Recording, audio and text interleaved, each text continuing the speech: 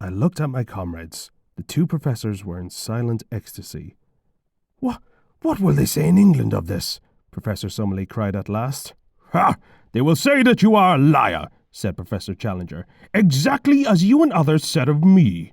In the face of photographs? Ha ha ha! Faked, Summerlee, clumsily faked. Who's to blame them? For this will seem a dream to ourselves in a month or two, said Lord John. What were they? Iguanodons, said Summerlee. England was once alive with them, when there was plenty of good lush green stuff to keep them going. I don't know what anyone else thinks, but this place makes me feel very uneasy, said Lord John.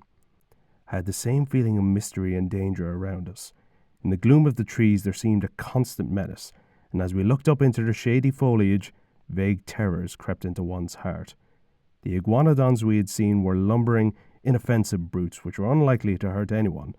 But what other creatures might there not be, ready to pounce upon us from their lair amongst the rocks or brushwood? The Canadian paused in his work, but one word 20 times repeated, one dreadful word, told me the reason for the agitation spreading aboard the Nautilus. We weren't the cause of the crew's concern. "Maelstrom! Maelstrom!" they were shouting. The Maelstrom! Could a more frightening name have been rung in our ears under more frightening circumstances? Were we lying in the dangerous waters off the Norwegian coast? Was the Nautilus being dragged into this whirlpool just as the skiff was about to detach from its plating? As you know, at the turn of the tide, the waters confined between the Faroe and Lofoten Islands rush out with irresistible violence. They form a vortex from which no ship has ever been able to escape. Monstrous waves race together from every point on the horizon. They form a whirlpool aptly called the Ocean's Navel, whose attracting power extends a distance of 15 kilometers.